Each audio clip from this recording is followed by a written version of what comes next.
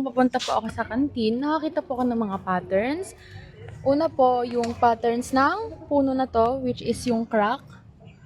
Makikita po natin na madaming crack yung puno. At pag tuminginan po tayo sa taas, makakita naman po tayo ng another example ng dendritic tree.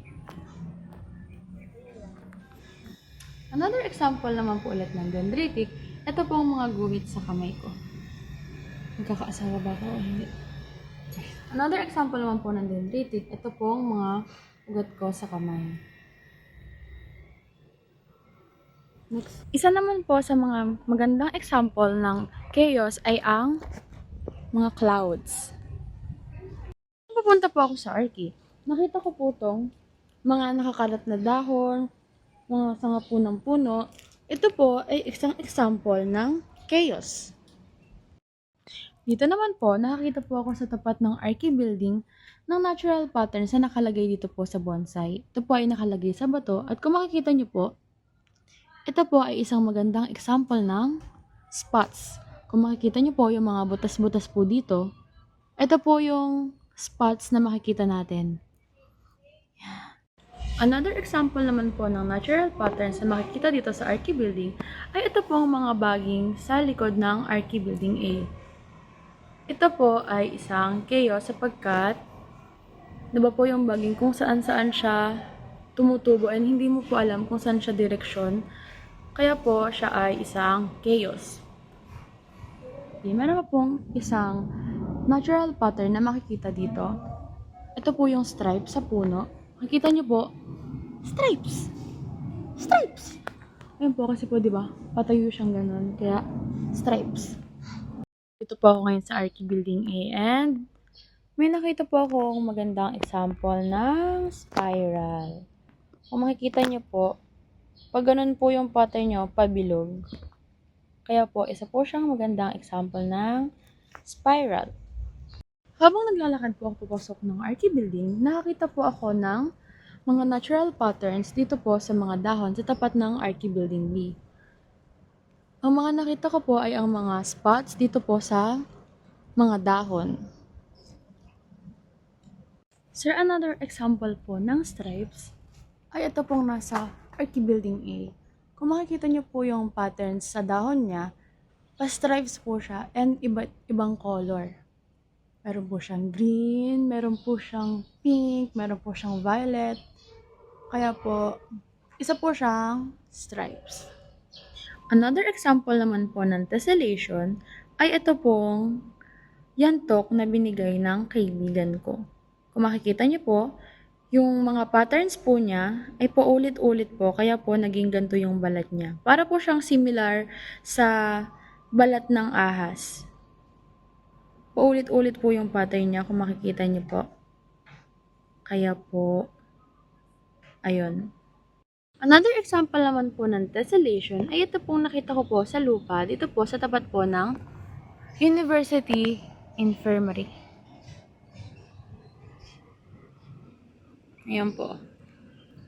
Tessellation po siya kasi po yung mga patterns po niya ay para pong magkakadikit at magkakapareho po.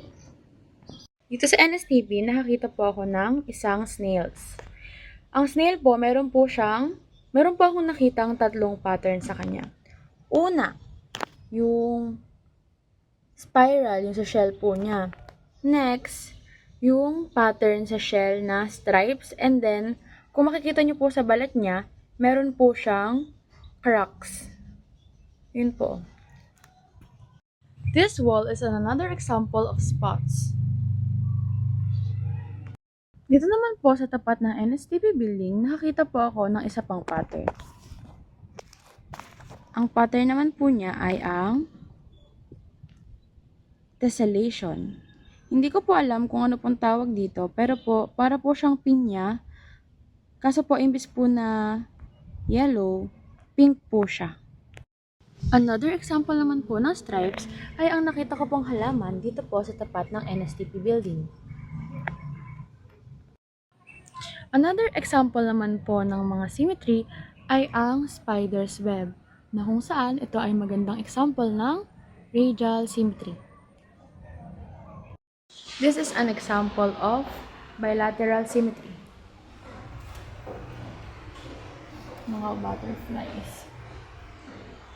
So, ayun sir, nandito na naman po ako sa tapat ng University Museum. And makikita niyo po, nakakita na naman po ako ng spots dito sa puno.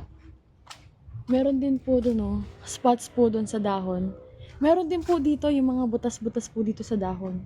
Ang dami pong spots na makikita dito sa may tapat ng University Museum. Ito po yung another example ng dendritic. Yung likod po ng dahon. Another example naman po ng fivefold symmetry ay yung nakita ko pong bulaklak dito sa tapat ng University Museum.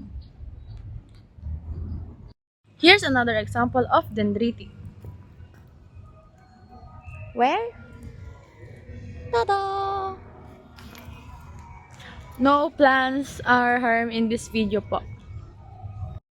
Isa naman pong magandang example ng fivefold symmetry ay ito pong color pink na gumamela. Kasi po, meron po siyang 1, 2, 3, 4, 5 na petals. Yan po, andito naman ako ngayon sa TLE Garden at nakita na naman po ako ng panibagong patterns sa nature. At ito po yung spots and stripes na nakita ko po sa isang halaman na nandito. Another example naman po ng dendritic ay ito pong ugat ng puno. Another example naman po ng symmetry ay ito pong dahon ng tamarind. Bakit po? Kasi po, di ba, dalawang ganun po siya ng dahon. And then, makikita niyo po, pareho lang po yung style ng dahon niya. Kung kaya po, siya po ay isang symmetry.